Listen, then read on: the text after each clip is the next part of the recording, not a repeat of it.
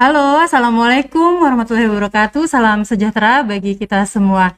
Senang sekali kami dapat kembali menyapa sahabat Atma semua, tentunya dalam program Otista, obrolan dan tips isu kesehatan mental. Bersama saya, Farika, Pranata Humas Rumah Sakit Jiwa Daerah Atma Husada Makam, dan tentunya saya tidak sendiri. Saya di sini bersama sahabat saya, pastinya sudah tidak asing lagi ya bagi sahabat Atma semua. Ada Mbak Elda Trialisa Putri di sini. Mbak Elda, apa kabar? Alhamdulillah Oh ya, baik. senang sekali ya Mbak Elda, kita baru bisa mengudara kembali menyapa sahabat Atma semua. Udah lama banget. Iya. Ada ini juga masukan-masukan dari direct message kita di DM Instagram. Kapan lagi? Nah, sekarang hari ini alhamdulillah bisa kita realisasikan ya Mbak Di Elda ya. awal tahun 2022 Iya, betul. ya. Tahun baru, harapan baru. Seperti tema kita. Oke nih, sekarang mungkin Mbak Elda mau menyapa dulu sahabat Atma, silakan. Ya, halo semua, salam sahabat Atma, salam sehat untuk kita semua. Semoga dalam keadaan yang baik ya pada hari ini, hari Jumat, dengan suasana dan cuaca yang cerah gitu. Semoga hati kita dan hari kita hari ini bisa dilewati dengan cerah juga, Ya, dengan baik semuanya. Apa yang mau dilakukan hari ini bisa dilancarkan juga, seperti itu. Iya, tapi sayang sekali ya Mbak Rani nggak bisa gabung sama kita. Tadinya kita kan berencana untuk bertiga ya. Kalau yang apa namanya followers Instagram kita pasti tahunya kita postingnya itu dari adminnya. Kita bertiga hari ini, tapi kebetulan Mbak Rani juga sedang melakukan pelayanan ya Mbak Elda Iya. ya. Jadi semoga lancar juga untuk Mbak Rani di tempat pelayanan hari ini MMPI ya. Iya, Iya. MCU. Oh iya, MCU. Ya, untuk penerimaan pemberkasan Pemberkasan, iya, pemberkas CPNS dan CPNS. P3K gitu. Selamat juga buat sahabat Atma yang mungkin sekarang sedang melakukan pemberkasan Iya. CPNS dan P3K. Ya, baik sahabat Atma yang berbahagia, tema kita hari ini adalah tahun baru, harapan baru. Your mental health is a priority. Nah, bahwa kesehatan mental itu harus menjadi yang utama. Bahwa masih ada harapan, jadi kita jangan menyerah dengan keadaan yang sulit ya, apalagi sekarang juga masih status faktualnya masih pandemi gitu, masih ya, tapi kita tidak boleh menyerah. Nah, nanti kita di sini berdua ada rekan kerja kami juga yang lain, kita akan memberikan tips dan trik juga ya Mbak Elda ya. Hari ini ada 2 tipsnya yang kita mau bagikan untuk sahabat Atma semua.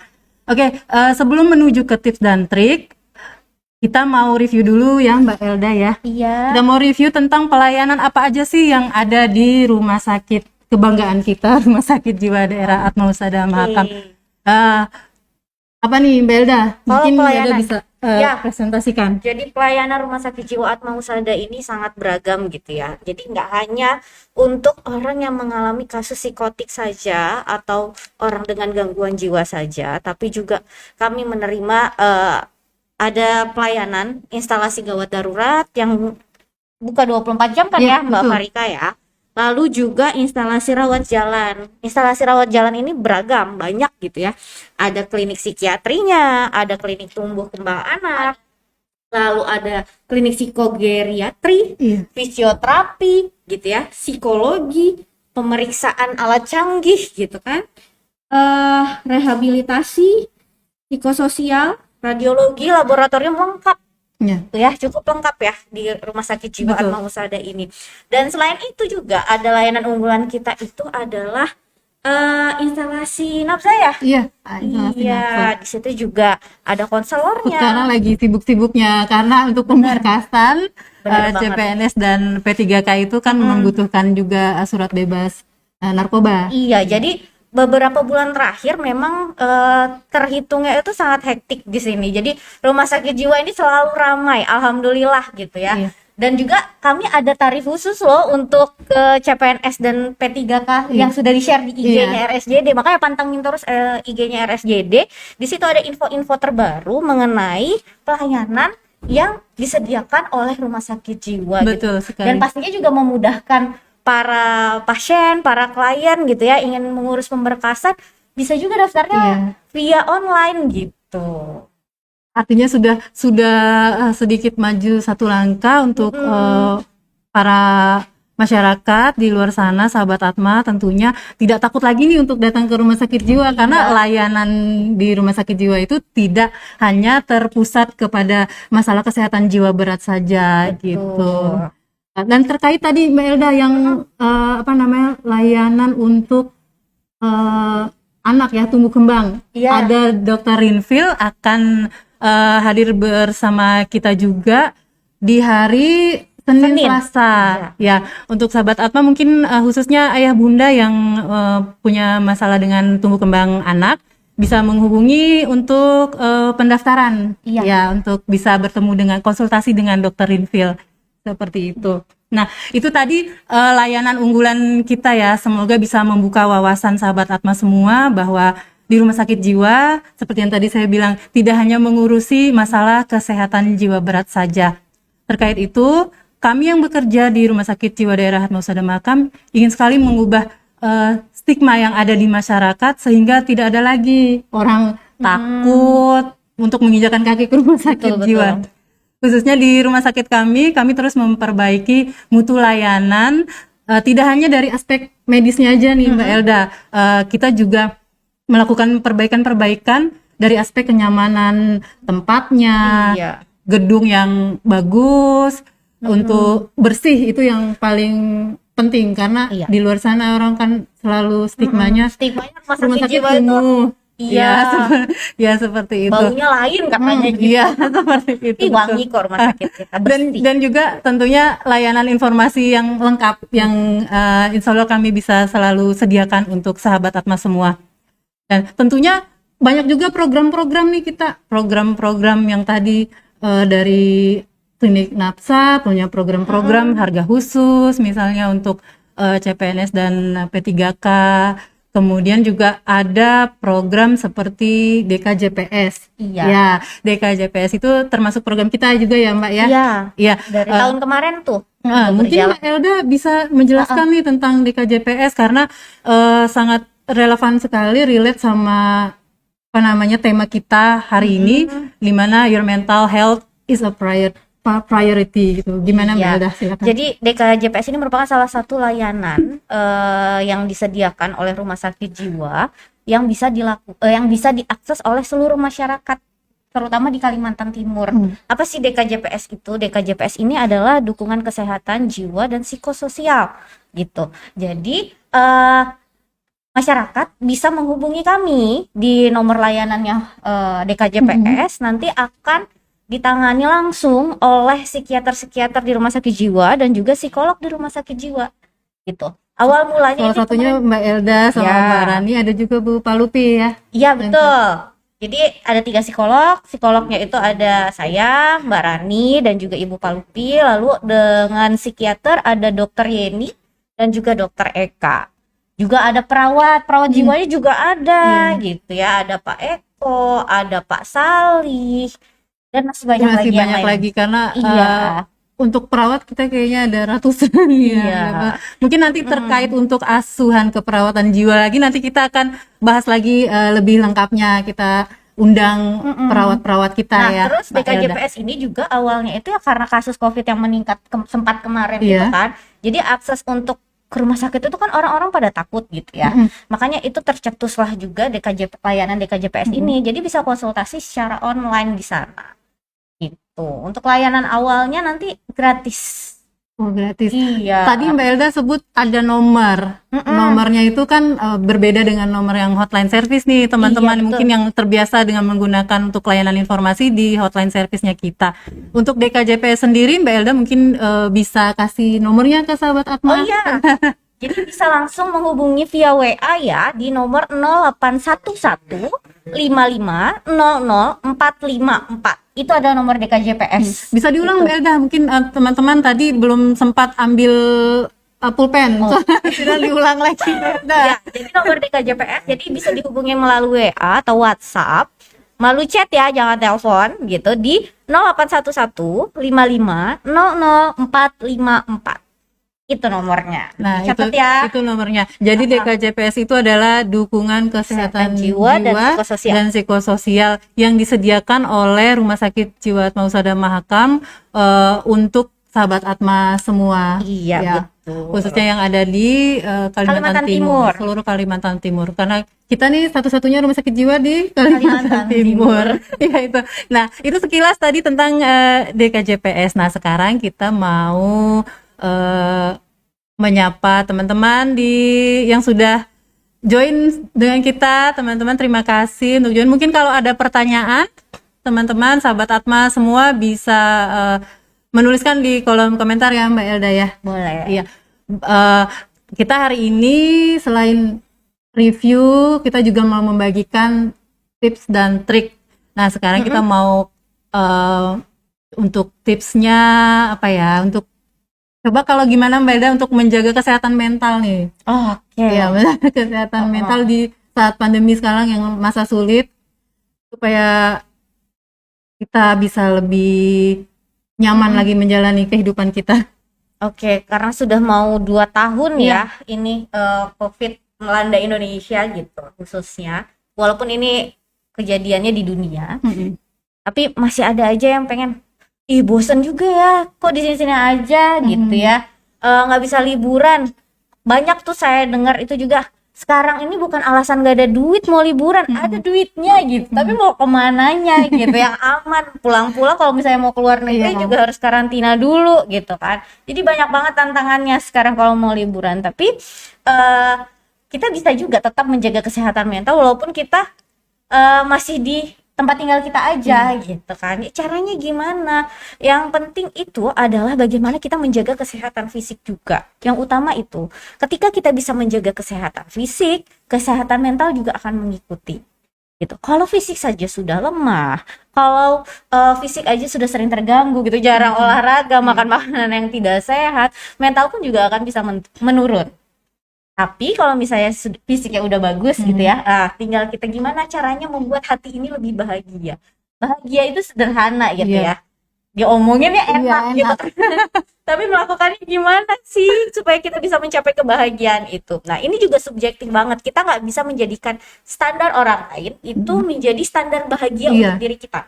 Jadi kita harus bisa membuat standar bahagia kita sendiri gitu. Apa sih yang kita mau? Itu yang harus kita tahu. Kita tahu dulu apa yang kita mau sehingga kita bisa mencoba meraihnya. Mungkin gak aku sih mencapai ini gitu. Gimana caranya? Sanggup gak aku melakukannya? Atau ada cara apa yang bisa aku lakukan supaya bisa meraih apa yang aku inginkan tersebut gitu. Jadi gitu. Atau mungkin kalau misalkan terlalu terobsesi juga kan malah jadi kepikiran, akhirnya jadi mengalami masalah kesehatan di pikirannya itu kan, jadi hatinya kebawa. Gimana tuh Melda? Kasih makanya kita melihatnya adalah sesuai takaran kemampuan kita. Dilihat lagi, jangan jadikan orang lain sebagai standar, tapi diri kita lah standarnya. Gitu. Orang ada yang bahagia, makan makanan manis itu udah bikin bahagia banget, atau makan coklat itu udah bahagia banget. Tapi ada yang nggak semudah itu. Dia coklatnya harus coklat yang gimana dulu gitu kan. Makannya sama siapa dulu gitu. Itu ya, dan awal tahun ini kan udah mulai banyaknya orang resolusi 2022 gitu ya. Apa nih yang mau dibikin? Buatlah dari sekarang di awal tahun, apa yang ingin Anda capai di tahun ini? Gitu. Dibikin listnya mana yang paling mudah dulu dilakukan. Atau prioritas Anda apa? Dibuat aja dulu itu sehingga nanti di akhir tahun bisa melihat, merefleksikan lagi, apa yang kurang dari diri aku gitu. Oh, ternyata pencapaian aku lebih dari apa yang aku tulis loh. Itu kan luar biasa banget. Dan itu kita bisa memberikan penghargaan dari diri kita. Kita bisa berterima kasih ke diri kita gitu. Gak perlu berterima kasih ke orang dulu, terima kasih dulu ke diri kita karena yang sudah berusaha selama ini adalah diri kita sendiri. Iya, betul. Jadi menghargai diri sendiri adalah yang utama. Baru kita bisa berterima kasih ke orang-orang sekitar yang sudah membantu kita bisa sampai saat ini gitu.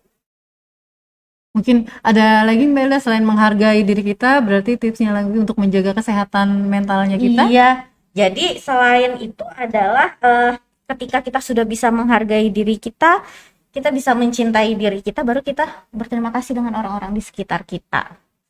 Seperti itu Mbak. Oh iya. Kalau misalnya dari bisa mungkin menghabiskan waktu dengan keluarga kita sendiri gitu kan. Mungkin kan dulu waktu sebelum pandemi kita dengan teman, dengan orang lain gitu, itu mungkin bisa saling mendekatkan sehingga juga hati kita merasa tenang, nyaman, itu membuat kesehatan jiwa kita baik-baik saja gitu kan Mbak Ila, atau gimana? Namanya kan kita kemarin itu masa adaptasi ya, dan sekarang kita sudah mulai beradaptasi dengan kondisi yang baru ini. Buktinya sekarang pakai masker itu kan rasanya aneh ya. Iya, kalau lepas tuh udah gitu. aneh. Dan juga masalah apa ya, berhubungan jarak jauh itu juga sudah menjadi hal yang biasa. Zoom sehari berapa kali itu udah biasa banget sekarang kan. Malah kadang ngapain lagi ya, oh kalau nggak bisa ketemuan ya udah deh kita rapatnya via Zoom aja gitu. Jadi sudah lebih dipermudah karena kita udah terbiasa dengan hal-hal tersebut. Mungkin juga Gitu. kalau kayak saya Mbak Elda misal contoh aja gitu kan, kalau misalnya karena kita pandemi ini di rumah terus, jadi kita kan selalu pegang HP dan berita-berita itu kan masuk tidak terkendali gitu ya. Ada yang baik, ada yang buruk segala macam. Tapi kalau kadang tuh justru kita jadi kayak semacam relate dengan berita itu, padahal itu bukan kita. Misalnya seperti yang viral-viral, misalnya ada kejadian apa nyangkutnya ke kita tuh, jadi kayak mungkin kita harus juga kayak mengurangi asupan berita-berita yang tidak baik juga ya. Jadi bukan mengurangi tapi kita membatasi deh gitu ya untuk membaca. Kalau kiranya hati kita lagi nggak enak terus baca yang berita yang sedih juga akan menjadikan diri kita juga kurang nyaman gitu kan. Jadi kita perlu melihat juga apa yang harusnya bisa kita konsumsi gitu ya, bacaan literasi yang bisa kita konsumsi. Terkait dengan tontonan juga misalnya. Kalau tontonan kita saking sukanya misalnya dengan salah satu sekarang yang lagi hits juga kan, Layangan Putus. Layangan Putus itu yang ditunggu-tunggu sahabat kan. Atma tahu juga itu kan apa namanya, sampai ada yang mendalami sampai akhirnya dia gangguan sendiri, ini mau ngerasa terganggu dengan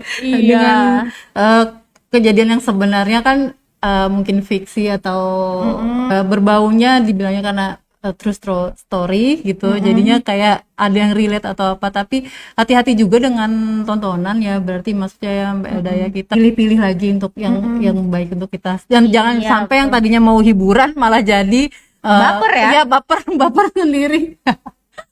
Bener. Jadi itu ya itu fenomena yang terjadi sekarang karena itu viral banget ya. Iya, betul. Bahkan hafal dengan skripnya gitu ya, bikinan itu gimana ya. Iya. Terus jadi para istri ini jadi curiga paranoid sama suami-suaminya. Iya, itu jadi juga curiga. hati-hati Parfum juga. siapa ini? Itu parfum ruangan ternyata. Iya, ternyata. itu buat intermezzo aja Mbak Elda. Oke, kita masuk ke tips selanjutnya. Tadi sudah kita. Tapi ada pertanyaan tuh. Oh iya, boleh. Kita sapa dulu ya. Ini ada bacanya apa nih? Kin hijab kah? Ya. Kak, gimana kalau ada teman julid dan gibah di dekat kita? Apa yang harus kita lakukan? Ya, silakan Mbak Elda mungkin bisa menanggapi. Terima kasih atas pertanyaannya. Gibah ya. Berarti kalau gibah itu yang diomongin adalah diri kita. Iya, orang lain. Iya, orang lain ya. Iya, maksudnya kita yang dijulitin mungkin. Kita yang dijulitin gitu ya. Sama orang-orang di sekitar kita, misalnya di tempat kerja gitu ya, ada yang julitin kita, diomongin gitu ya. Sekarang saya kok dia lagi gitu mungkin ya. Gak enak senang lain apa ya gitu.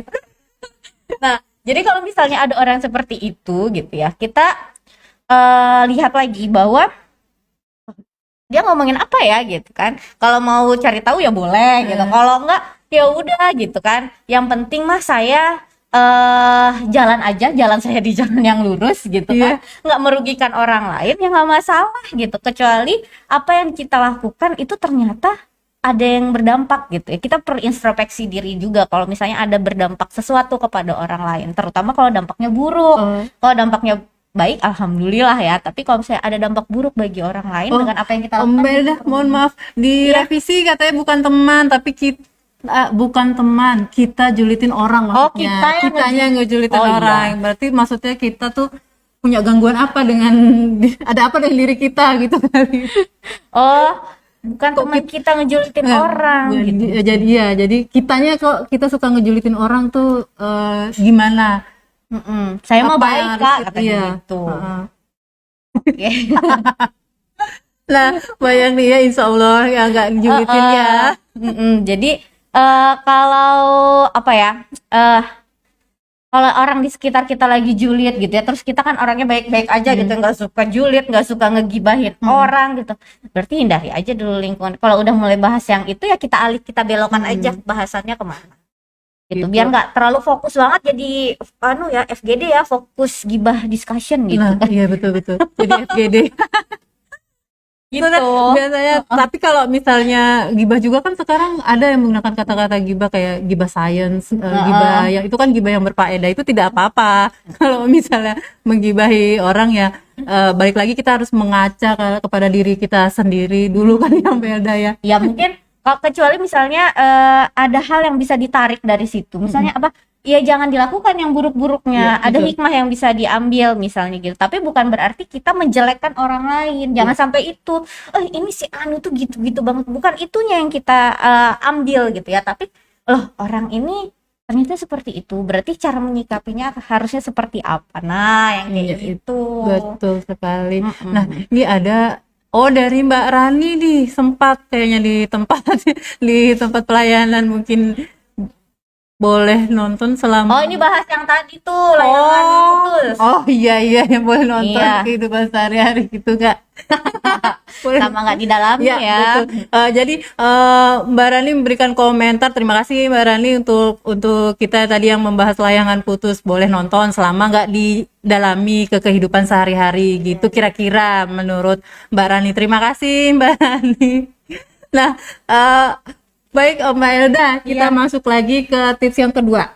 Tadi udah tentang apa namanya tips dan trik selama menjaga kesehatan mental di selama pandemi. Sekarang tipsnya nih, persiapannya apa kalau kita merasa sudah ada yang berbeda dengan diri kita dan kita mau ke profesional nih, misalnya mau ke rumah sakit jiwa, mau sadar makan, tipsnya supaya nggak bolak-balik tuh, maksudnya nggak bolak-balik kan biasanya kita harus perlu rujukan apa segala macam. Mungkin Mbak Elda bisa kasih tips untuk sahabat Atma yang mau berkunjung untuk ke rumah sakit jiwa daerah Atma Husada Mahakam. Silakan Mbak Elda. Oke, nah jadi untuk persiapan nih ya, jadi persiapan kalau mau apa ya, melakukan apa sih?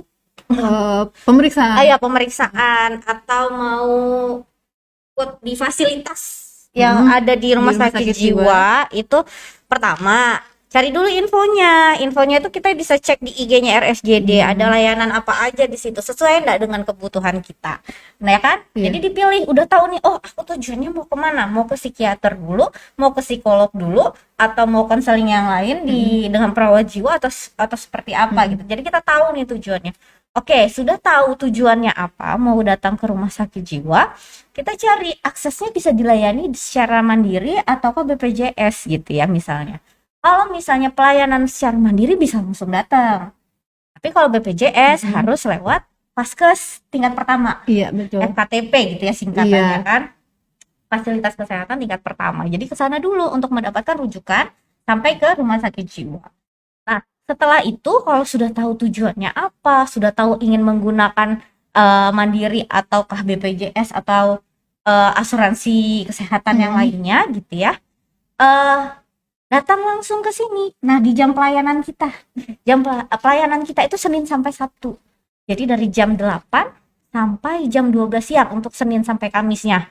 Tapi kalau misalnya hari Jumat dan Sabtu itu jam 8 sampai jam 11. Jadi datangnya pagi ya gitu ya. Jangan datangnya pas jam 11 atau pas jam 12 gitu ya, karena ya bisa saja Anda menjadi tidak terlayani pada hari itu. Iya, gitu. dan kami mohon maaf bukan karena tidak mau melayani, tapi karena jam pelayanannya sudah tutup, jadi agak susah juga. Jadi kita informasikan juga untuk selama pandemi sampai hari ini ya, berarti ya Mbak Elda ya, untuk layanan kita buka pukul 7.30. Pendaftaran ya? Iya, pendaftaran 7.30 sampai pukul 12 ya. Ya, itu setengah 12 rasanya kalau untuk pendaftarannya, tapi untuk pelayanannya sampai jam 12 seperti itu. Pendaftarannya setengah 12 dari hari Senin sampai hari Satunya sampai jam 11. Iya, Satunya sampai hari jam Kamis, 11. Senin Iya, sampai Kamis betul. seperti itu. Iya, seperti itu. Jadi sekali lagi diingatkan kepada sahabat Atma kalau yang menggunakan BPJS harus ada surat rujukan Rujukan. dari Vaskes satunya gitu. Terus juga kalau sudah tahu, sudah datang ke sini, sudah ingin melakukan pelayanan, terus masih bingung nih ternyata gitu ya, belum ada keinginan juga untuk jalan gitu ya. Karena masih bingung layanannya apa aja, tarifnya berapa aja gitu kan, karena pengen mandiri misalnya. Terus layanan yang disediakan apa saja gitu. Itu bisa langsung menghubungi hotline. Nah, yang itu informasinya di hotline. Kalau misalnya layanan tentang kesehatan jiwa, kesehatan mental dan ingin langsung berkonsultasi dengan psikolog dan psikiater, itu ke DKJPS.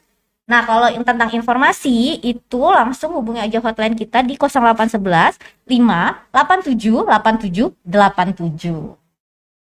Gitu. Iya. Ini sepertinya ada teknis ya. Iya, nggak ada sinyal nih. Mohon maaf tadi sepertinya ada gangguan teknis.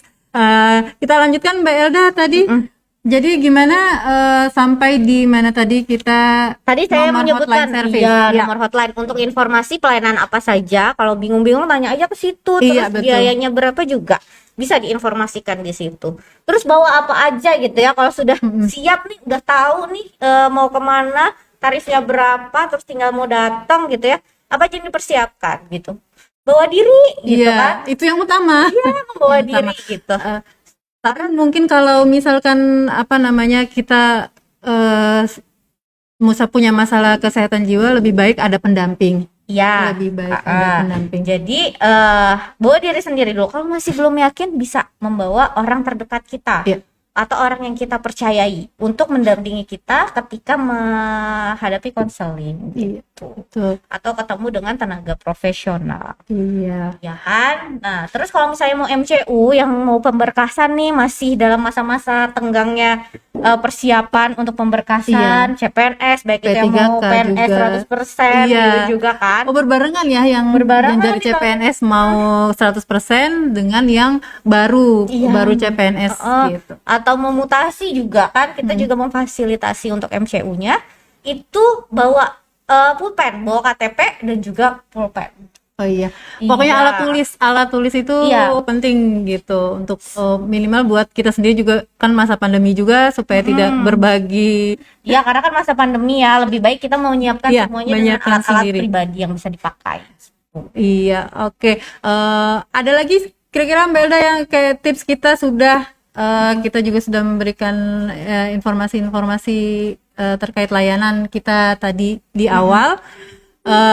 Nah, sekarang nih kalau kalian sahabat Atma tentunya ingin mengetahui tips-tips kesehatan lainnya, maka jangan lewatkan podcast Otista kita. Ini juga bisa didengarkan kembali di Ostita Podcast ya, kata kuncinya di Spotify dan Anchor gitu. Baiklah sahabat Atma, tidak terasa kita sudah di penghujung acara.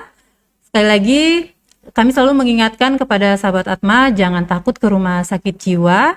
Kalau sahabat merasa ada masalah dengan kesehatan jiwa sahabat Atma, segera datang ke rumah sakit jiwa daerah Atma Husada Mahakam. Temui profesional di sana. Jangan mendiagnosa sendiri. Iya, self diagnosis itu jangan. Iya, jangan. Keterangan lebih lanjut tentunya seperti biasa dihubungi hotline service kami di nomor 0811 58 587 8787. Bisa diulang Mbak Elda? Ya, nomor hotline kita 0811 587 8787 dan nomor DKJPS kita 0811 55 00 454. Iya, nanti kalau yang mungkin belum mencatat, nanti akan diinformasikan di IG rumah sakit. Follow juga IG rumah sakit dan YouTube-nya rumah sakit. Terima kasih. Akhir kata, saya Farika. Saya Elda. Dan kerabat kerja yang bertugas hari ini mengucapkan terima kasih. Sampai jumpa lagi. Assalamualaikum. Salam sehat jiwa. Dadah. Hai.